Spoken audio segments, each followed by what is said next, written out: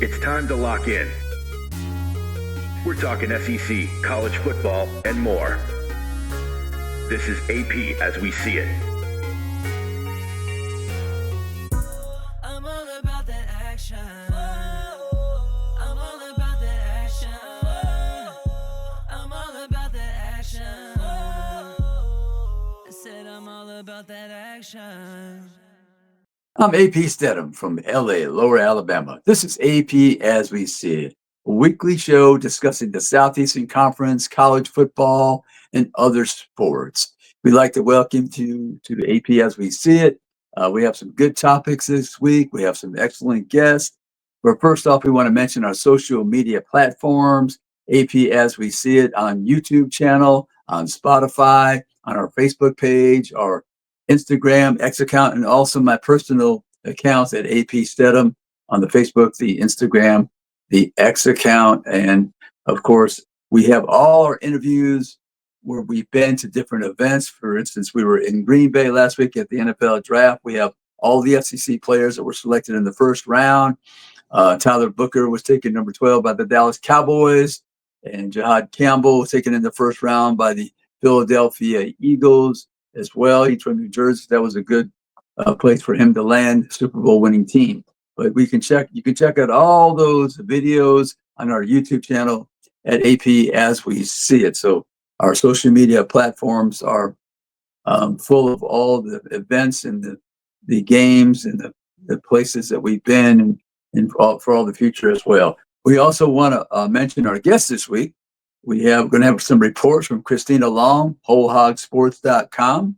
She'll give us the rundown on the Razorbacks and that their quarterback transferred, a familiar name, Yamaliaba, and she'll give us all the insight. And then we're going to have Ryan. She'll be segment 2. Ryan Schumpert from Rocky Top Insider will be segment 3 and 4, discussing the Tennessee Volunteers and also Yamaliaba, except that would be Nico. And both of those players ended up at UCLA. So we're looking forward to having those guests on segments 2, 3, and 4.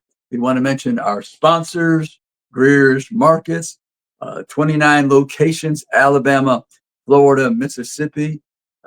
You can check them out. They have Lucy's Famous Recipes. She has the book out, so you can buy the book in the store or online. You have the groceries to go, delivered to your home, your office, the different venues. Remember, football, family, and friends. During the basketball season, football, family, and basketball, and all these other events with the SEC coming up is the baseball. I know many people watch the baseball and the softball as well, track and field in the springtime. They have the coloring contest monthly for the children. They have the special occasions on the holidays, the birthdays, the anniversaries, and check out those weekly specials. They have the fresh produce, the dinner essentials, delicious food and snacks at unbeatable prices. And remember, Greer's got it. So we want to thank Greer's Markets. They've been an outstanding sponsor for us and allowed us to move around this country to follow the SEC and be involved with all the big sporting events across this country. We also want to thank the Cortland Grand Hotel, downtown Atlanta, spacious rooms, indoor pool, beautiful, serene atmosphere, all the vegetation around that makes you think like you're in the tropics. They're in the heart of Atlanta. They have the restaurants there. Excellent breakfast each morning. On the weekends, they'll cook to order, I believe. And the staff is outstanding, but Ben Giacomo and his staff, very hospitable. There's parking there as well.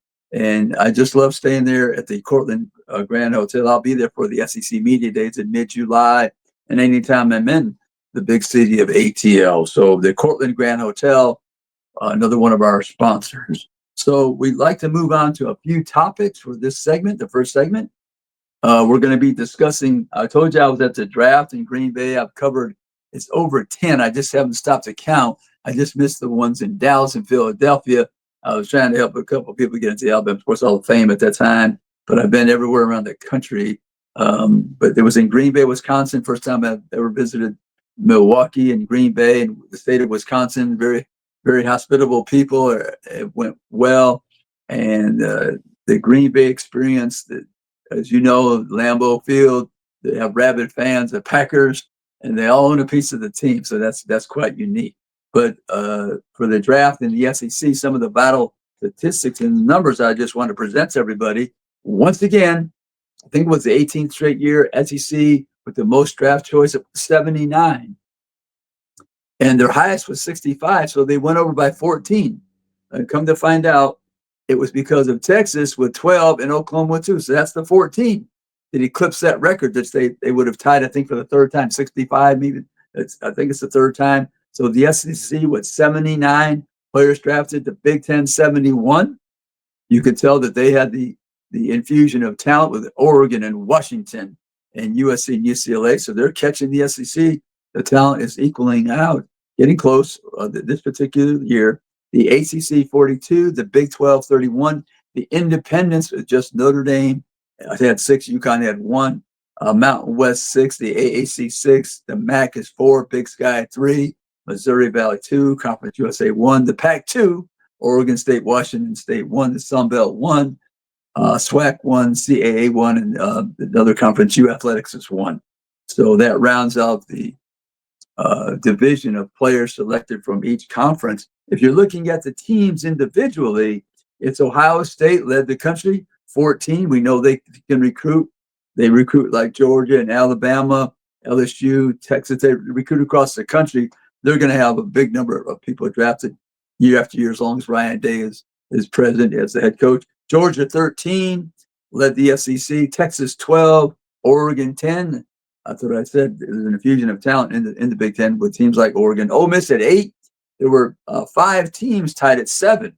Alabama, Florida, LSU, Miami, Michigan with 7. South Carolina 5. Tennessee with 4. Texas A&M with 3. Auburn with 3. Mizzou with 3. Kentucky and Oklahoma with 2. Arkansas and Vanderbilt with 1 each. Anyhow, so that's the numbers from the draft. And as you can see, the SEC is still dominating in that category. And I figure that will continue. There's a lot of players in this part of the country. Football means a lot. Now you have interject Texas with about 1,000 high schools to play football. So I don't see any reason why the SEC will continue that trend. And I think the Big Ten will be right behind them, just like they were this year. One other thing we like to look at this point in this the year, end of April, the SEC, the transfers that are incoming for each team, and we also found a place where they ranked it, so we'll give that as well. LSU was number 1 with 17. They were ranked for the quality of their incoming transfers. Ole Miss, number 3 with 28. Missouri, number 7 with 21. Auburn at number 8 with 19. Kentucky at number 10 with 22. Texas A&M with ranked number 11th with 14. Oklahoma ranked number 12 with 20. South Carolina ranked 15 with 16 players incoming. Mississippi State was 16th, ranking with 32 incoming. That's the most in the conference, 32. Arkansas, number 17 with 29. Alabama ranked number 20th with 12. Georgia, number 24 with 10. Texas, number 29 with 10.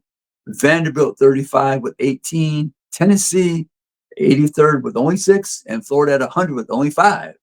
So as you can see, some teams really went to the grocery store to get some talent. And like I said, Mississippi State was topped with 32. Florida with only 5 was at the bottom of the SEC, only have 5 incoming players. And I just like to say this about free agency.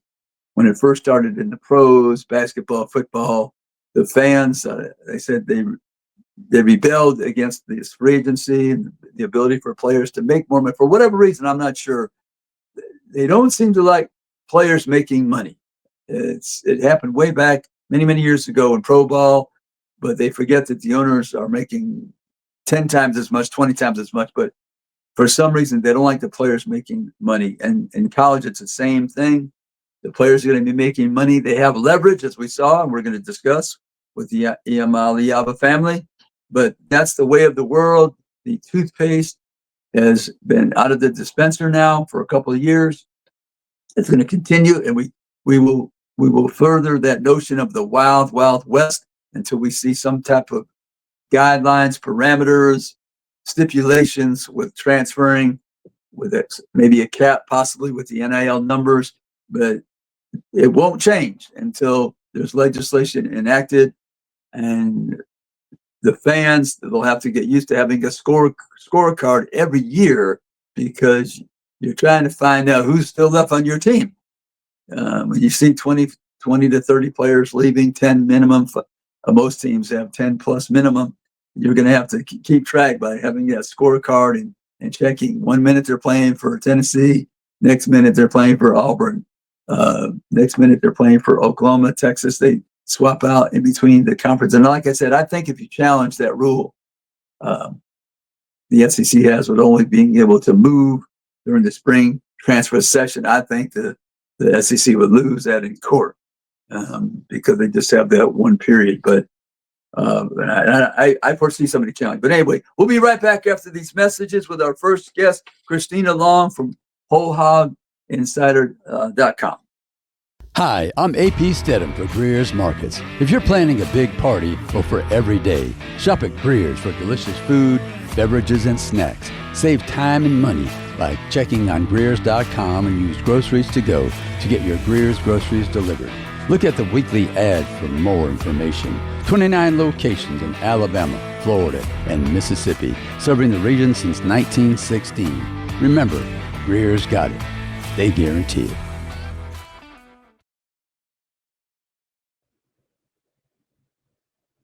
And we're back with AP as we see it, and our very special guest, Christina Long, reporter for WholeHogSports.com. Welcome to AP as we see it, Christina. Yeah, thank you so much for having me.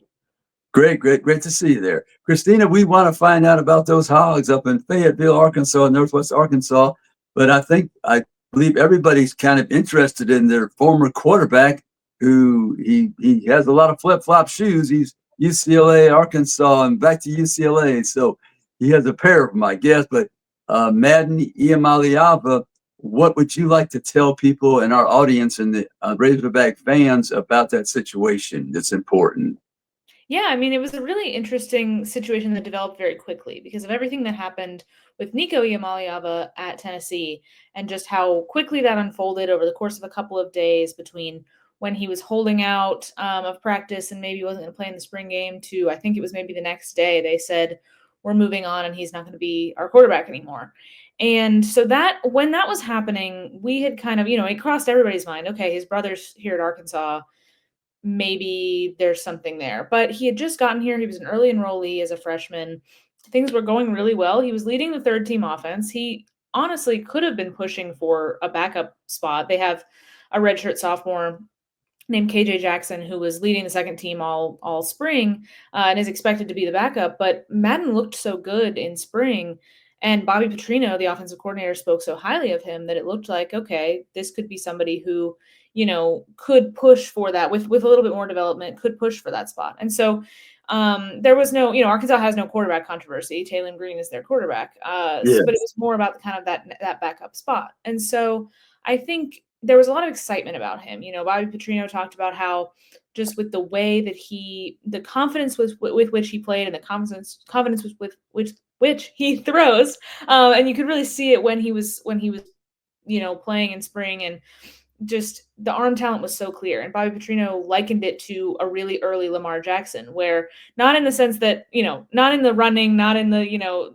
not saying he's the same player as Lamar, but saying that like Lamar, when Lamar first got there, the way that how evident his talent was, even though he still had a long way to go in terms of learning the actual offense, yes, but it was so apparent so early that he had the talent. And so that was something that Bobby Petrino said. And so there was a lot of excitement about him. And so it had kind of maybe crossed the minds of like, oh, it's crazy that this is happening with Madden's brother.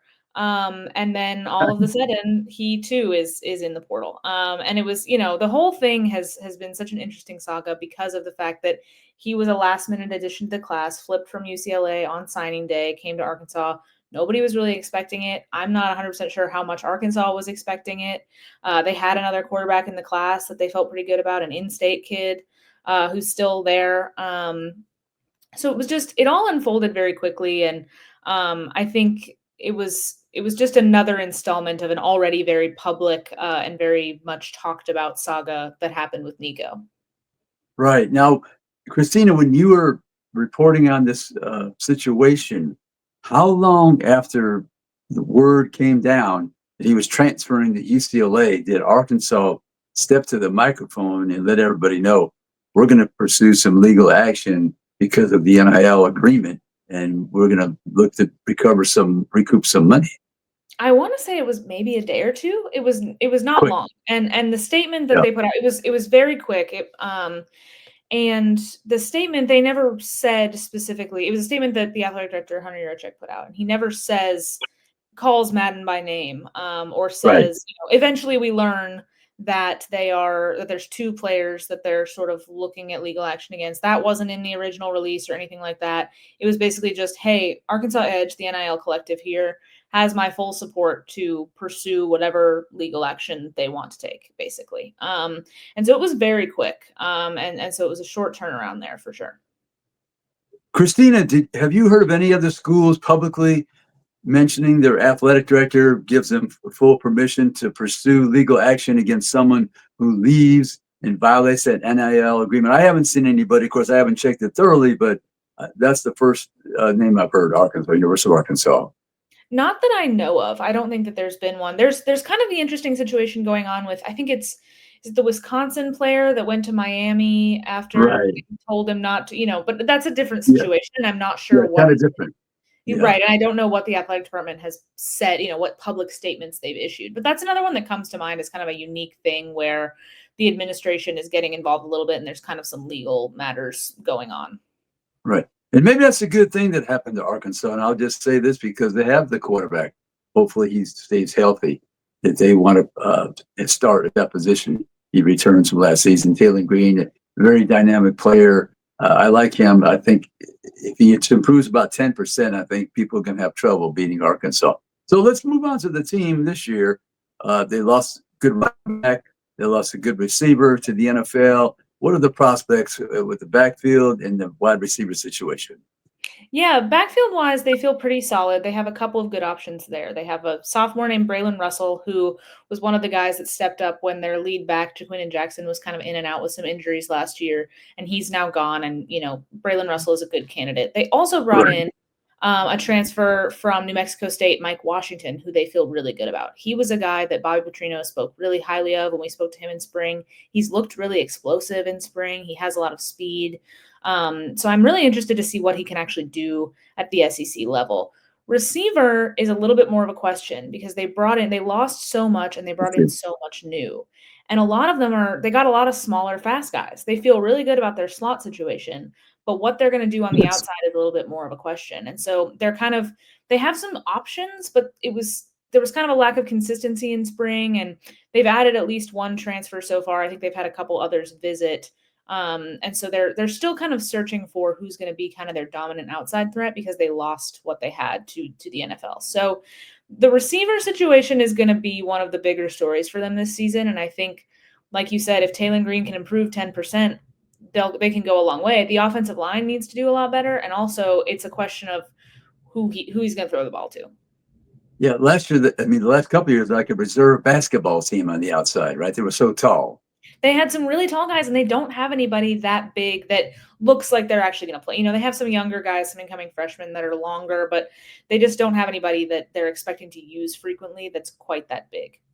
Right. The Bobby Petrino, he probably likes a mixture of players, the fast slot receiver and the outside have the tall receiver. Would you say? Is that fair to say? Definitely. And he likes to get tight ends involved too. And they have, a pass catching tight end option that they've got named Rohan Jones, who came from I think it was South Dakota State, or maybe it was North Dakota State. But so he's coming in, and they feel really good about him as a pass catching guy.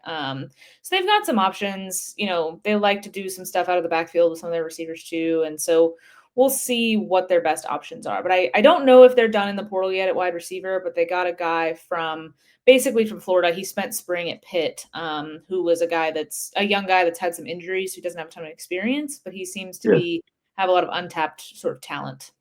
I see. Now, the defensive side, we all know you have to play a little defense in this era, even in this era of no defense. You must play a little bit of defense. So how would you say, what's some of their strengths on that side of the ball and in the remaining about 2.5 minutes, Christina? Yeah, their linebackers are probably the strength because they've gotten some veterans back. Defensive line and defensive backs, there's just kind of some depth concerns. They just didn't have a lot of bodies in spring, and there were some guys injured. So I feel like they don't really know quite what they have at those spots. Linebacker is definitely going to be probably the more consistent area for them defensively, but I do think they have to replace some talent, especially on the outside of the defensive line. And so what they're able to do there, how they're able to develop some of these guys that they've brought in is going to be one of the big questions because there's just not a ton of depth right now. Right, yeah, especially that secondary in the last few years. It's been torched quite a bit. I mean, regular bonfire back there every game. Yeah. But Christina, about 2 minutes. Sam Pittman, is his number 8? Maybe he has to win 8 games, would you say? What would you think? I would think 7 or 8. They have a really tough schedule. Their non-conference does them no favors. They do not catch a break. They start with an FCS team, and then non-conference is Arkansas State, Memphis, Notre Dame, and then an SEC schedule. So they really have a hard time on this schedule, and I think maybe they can kind of, he won't want to hide behind that, and they'll want to win games in there. But I do think that's something that, they are aware of. So I would say 7 or 8, which is going to be an uphill battle for them for sure on this schedule. Right. Christina, Notre Dame for the very first time in the history of the school coming to Fayetteville, correct? That's right. Yeah. It'll be here. And I think that's been a game that they've hoped for a century, probably, those fans in Arkansas, because everybody's knew about Notre Dame for 100 years and more. So that's going to be quite a ticket. Yeah, definitely. And I think a lot of people will probably travel in for it. People that have spread across the country. Notre Dame is such a national brand with so many people that follow them. So I know some people that are coming to town for that game, and I think it'll be really fun. Oh, yeah. Christina, how can folks find you? Yeah, you can find everything we're doing at wholehogsports.com. We cover everything from track and field to football. We have a big staff that lets us cover pretty much every sport over there. So wholehogsports.com is where our staff's at. You came from the Clemson fan base. Does it equate to the Arkansas fan base, Christina? It is different. It is different because of a recent national championship, I would say. So there are similar characteristics, but it's a little different. Right, for sure. Hey, we'd like to thank Christina Long from wholehogsports.com. Check her out. We thank you so much, Christina. And we'll have you back again. We really appreciate it. And we'll be right back after these messages with AP as we see it. Hi, I'm AP Stedham for Greer's Markets. If you're planning a big party or for every day, shop at Greer's for delicious food, beverages, and snacks. Save time and money by checking on Greer's.com and use groceries to go to get your Greer's groceries delivered. Look at the weekly ad for more information. 29 locations in Alabama, Florida, and Mississippi, serving the region since 1916. Remember, Greer's got it. They guarantee it. And we're back with AP as we see it, and our very special guest this segment to discuss the Tennessee Volunteers, Ryan Schumpert of the Rocky Top Insider. Welcome to AP as we see it, Ryan. Appreciate it, AP. Thanks for having me on. A lot to talk about up in Knoxville, Tennessee, UTK. First off, we're going to jump into that Nico Iamaleava. We discussed it with our prior guest of his brother over in Arkansas, but now we're to the Tennessee Iamaleava. They've been making the move, both of them. So what would you like to tell our audience and the Tennessee Volunteer faithful about that situation from your perspective? Yeah, no, it's funny. The Arkansas side, it's been rough sledding for the SEC and the Iamaleava family this spring for sure. But I think when you kind of start looking at everything in hindsight, and maybe some of the big picture stuff, I think there were a lot of rumblings about Nico potentially entering the portal back in late December. I remember especially like the final 2 days that the portal was open, there were a lot of rumblings that Nico was going to enter the portal. I remember specifically, I think December 28th was the last night the portal was open, and being like, and obviously guys can trickle in a few days later with the paperwork, but typically, the national guys report it if they intend to enter. And I remember being like, there's no way I'm going to bed tonight until the clock strikes midnight and we maybe get to 12:15 and we know for sure whether he's in or not. So I think some of that has been reported, some in hindsight, and some of it was out there at the time too. But just how close it really got to happening then, and since it didn't happen then, it happens in the spring, and I think both sides, Tennessee side and Iamaleava's side, they would have both been benefited a lot from having just cut the cord back in December. It would have been a Yes. much better quarterback market. There would have been a lot more teams looking for someone and been interested in Nico. So it's not one of those things where, I don't think you can kill Josh Heupel and his staff for not cutting ties with Nico in December, because I think, speaking for myself, I would have probably said, all right, you try to get him back, you try to make it work for one more year. But Right. given that he did flirt with the portal, I think it was a risk to go into spring practice with Nico as quarterback one and as, really the only guy that has any sort of playing experience on the roster. And certainly that risk or that gamble ended up backfiring on Heupel in Tennessee. Right. I said last week on my show, I believe it was, I didn't consider Josh Heupel a hero or a villain.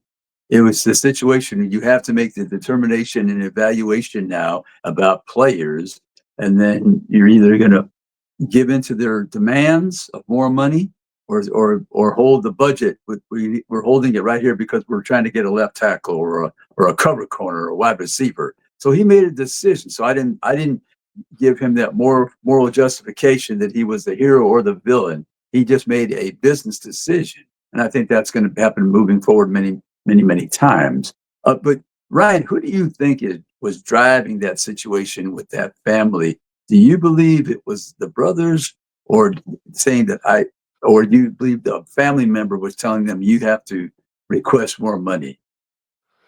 I think it was Nico's dad, Big Nick, is a big part of it, and then Cordell Landers, who was he worked briefly on Dan Mullen's kind of recruiting staff at Florida, Yes. and that was his really only SEC experience. But he threw out Nico's recruitment, even in the high school ranks. He was a guy that you knew was heavily involved. And as it's been widely reported at this point, Nico didn't have an agent, so those are really the two people from Nico's camp that were doing the negotiating. I think we're pulling a lot of the strings behind the scenes and calling a lot of the shots for Nico's camp. And I would just, even to circle back to your point a minute ago, I think you're right about Heupel, and he's not necessarily a hero or a villain. I think he's obviously gotten a lot of heroes praise Yes, he has. since when everything went down, and he'll get a lot of villains criticism if Tennessee doesn't win as many football games as the fans would like in the fall.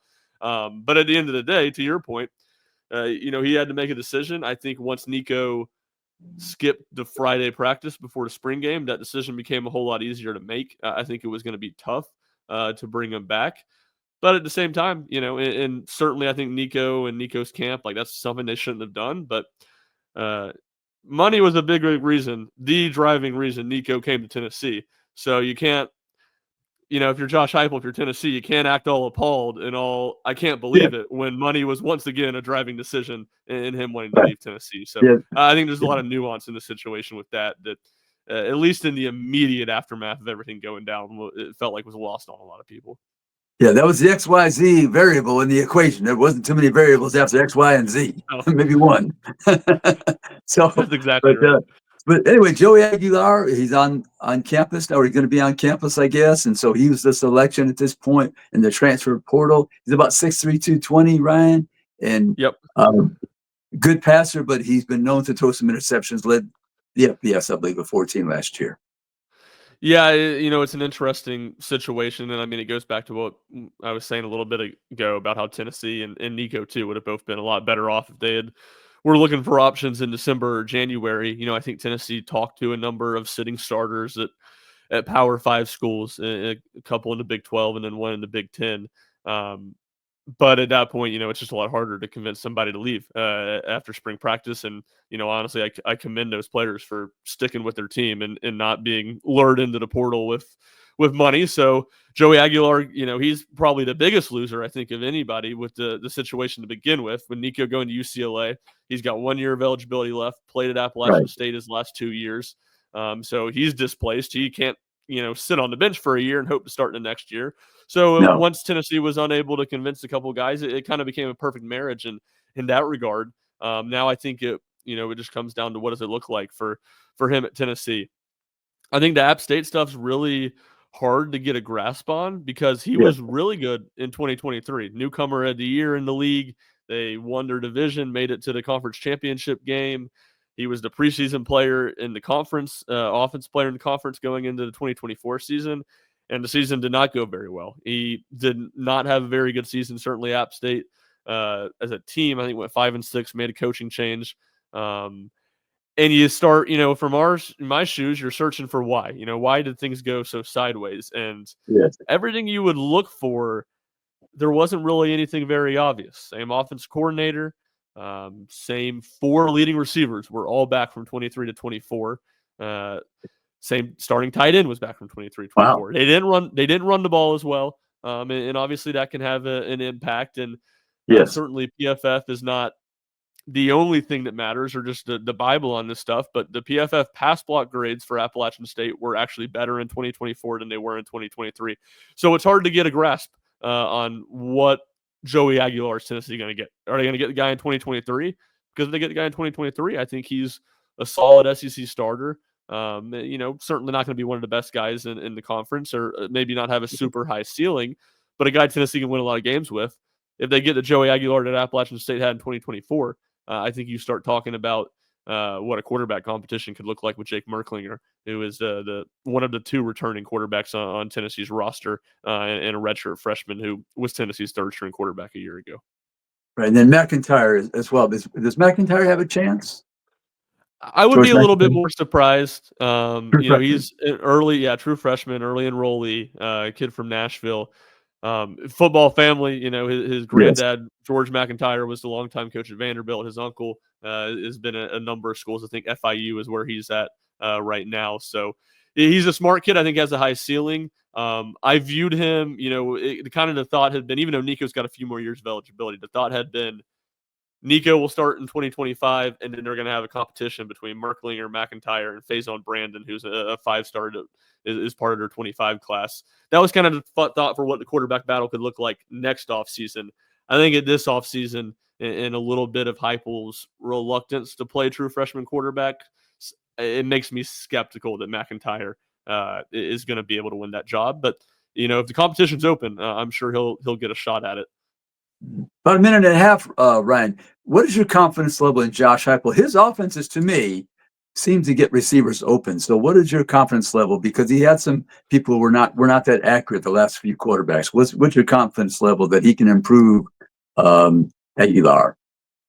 Yeah, I think there's some confidence there. And you mentioned the interceptions, which was a big issue for him last year. I think Heupel's offense does a really good job of minimizing risk that quarterbacks have to take, just with the spacing. I think some of the windows on the routes over the middle are bigger, and then a lot of the throws to the sideline, you're dealing with less traffic. I mean, you saw Joe Milton; his interception numbers were really low when he had that issue that was an issue for him, and certainly accuracy was an issue for him at Tennessee as well as Michigan. So I feel pretty good about that. And then the scheming open part. I don't love Tennessee's receiver room. I don't think they have a ton of talent there, but to your point, I didn't love Tennessee's receiver room last year, and there were plays to be made down the field that Nico missed, especially the first half of the season, the first half of SEC play. So Aguilar has been solid. I wouldn't say great, but solid throwing the deep ball. And we'll see if Heupel can work a little bit of magic with them and continue to scheme some guys open this season. Yeah, I like Heupel's offense. Like you said, there were opportunities missed. The last couple of quarterbacks with their accuracy level, it wasn't like Hendon Hooker. He was phenomenal. I thought he was. And then Hooker, sure. coming over from Virginia Tech, and blossom. But anyway, Ryan, we're going to come back in a few minutes. We're going to continue our discussion with the Tennessee Volunteers football team with our guest Ryan Schumpert of Rocky Top Insider. So we'll be right back after these messages with AP as we see it. Hi, I'm AP Stedham for Greer's Markets. If you're planning a big party or for every day, shop at Greer's for delicious food, beverages, and snacks. Save time and money by checking on Greers.com and use groceries to go to get your Greer's groceries delivered. Look at the weekly ad for more information. 29 locations in Alabama, Florida, and Mississippi, serving the region since 1916. Remember, Greer's got it. They guarantee it. And we're back with AP as we see it, and we want to thank our guests for the show. We have one more segment with Ryan, but Christina Long of WholeHogSports.com. We want to thank our sponsors, Greer's Markets, 29 locations, Alabama, Florida, Mississippi. And we also would like, and remember, Greer's got it. They guarantee it. And remember, Cortland Grand Hotel in Atlanta, downtown Atlanta. We always patronize our sponsors. They're outstanding. They contribute to our show mightily, so we want to thank them. But we're back to continue our discussion with the Tennessee Volunteers football program with Ryan Schumpert of Rocky Top Insider. Ryan, where could they find you? Tell them they can find you on your social media platforms and everywhere. Yeah, you can find me at X/Twitter, whatever people like to call it these days, at rschump00. That's RSCHUMP00. And then you can find all my work at RockyTopInsider.com or on Twitter/X at RockyTopInsider. Ryan, we're going to look at that schedule now, the non-conference schedule. We know that the SEC for 2 years straight will play the same teams. So that's already set. You want to make any mention about the SEC schedule, Ryan? Maybe something on the road that might be more difficult, or something that's being played at home that's better off for the Volunteers. Yeah, I think Tennessee has an interesting schedule in the sense that, and it's the same thing it was last year too. Obviously, teams change a little bit, but you have some teams at the top of the conference. Alabama. Georgia's going to be a real hard game. Certainly, Florida. There's a lot of optimism around the Gators heading into this year. And then the rest of the schedule, you kind of wonder about. Vanderbilt had a better season, still not great. Arkansas, Mississippi State, Kentucky had a rough season. So it doesn't feel like Tennessee, and we'll see. This could feel completely different by mid-October, but it doesn't feel like Tennessee plays a whole lot of teams in the middle of the league. And now I think when you look at Tennessee's ceiling being a lot less high and their floor maybe being lower. I think the big question for Tennessee is, all right, chances of beating Georgia, chances of beating Alabama, chances of beating Florida, those are all going to be even tougher now. Can you minimize the floor? Can you minimize the downside? Can you beat some of those teams that are still very winnable games? They go to Florida and Alabama. The only other two road trips are to Mississippi State and Kentucky. We'll see what Mississippi State looks like in the second year with Lebby, but certainly they were probably the worst team in the conference last year. Kentucky has had a bad year, and Tennessee's had a lot of success against them. And then at home, Georgia's going to be a really, really tough game. That they've had most everybody's number, but they've certainly had Tennessee's number and Josh Heupel's number. And I think Oklahoma is a game that I would circle as that one feels a lot more up in the air now than maybe it did entering the spring. So I feel like that game and then maybe Kentucky and Mississippi State is the two road games, because they've slipped up really every year under Heupel. They've slipped up on the road in a game that on paper they shouldn't. Arkansas last year, Florida 2 years ago on a Gators team that wasn't that great, 22 at South Carolina when they were trying to make the 4-team college football playoffs. So those were some games I'd circle. And then Syracuse is the opener at Atlanta, the hardest non-conference game. And it's funny, they were looking for a quarterback in the portal in the spring too, and they end up laying Steve Angeli, who was, I don't think Tennessee really ever went down that road, but was a name mentioned with Tennessee. As just about every quarterback who entered the portal was. We were joking at our site and said, any quarterback that enters the portal, we can throw a post up on it and people will click on it because they're so interested. So, we'll see what it looks like. Certainly, Fran Brown did an awesome job at Syracuse in year one. And a Kirby Smart guy. Now, he's not going to have Kirby Smart's talent, but we'll see if Kirby's got some tips for him on how to handle Tennessee's offense. And I think that's a game that could be a little bit more challenging than people expect down in Atlanta to open the season. Oh, yeah. Looking at that offense now, what unit would you say this is a big plus for Tennessee? I think you'd probably say the tight end room. I mean, it's really a lot of questions. I think that's why Nico leaving such a big deal is there's a lot of questions around him. The tight end room you feel good about because you have Miles Kitselman back, who was a transfer from Alabama, really never played at Alabama. He was a junior college guy before that. When Tennessee added him, it kind of felt like, this is a depth piece. Good to have a tight end. But he ended up winning a starting job last year and had a really, really nice season. And then Ethan Davis is back as well, which he is more, Kitselman's a more traditional tight end, good blocker, good in the run game. Davis, a little bit more of a, one of those guys that in high school, he played receiver. He was a big receiver that they turned into a tight end. So he's a good pass catcher. I think now in his junior year, and he played a good bit last year, but in his junior year, continuing to add to his frame, you feel better about him holding up in the run game too, as well as just being a pass catcher. And then Tennessee's running back room, they lose Dylan Sampson, which is a massive loss for how good he was, but I still feel pretty good about where that room stands. Peyton Lewis and Deshaun Bishop both, Peyton Lewis is a true freshman last year, showed flashes. Deshaun Bishop he got banged up and missed about a month in the middle of the season. But when he played, he was really effective last year. And then they went over to Duke and added Star Thomas, who was a guy that ran for about 800 yards last year. So while it's hard to say, maybe compared to what that room's looked like the last 2 years with a Dylan Sampson and a Jalen Wright, that it's going to be a strength, I still like the talent in that room a lot. And I think Heupel's scheme with the wide splits, Tennessee's always going to be able to run the ball pretty effectively. Ryan, anybody on the offensive side that you go to sleep at night, your defensive coordinator, you might lose a few of your a few winks. I think that's what Tennessee's kind of missing, to be honest with you. Yeah, You know, I thought so too. Yeah, we talk about, Hendon Hooker in the 22 season. Jalen Wright, Jalen Hyatt, I think made a lot of defensive coordinators lose sleep.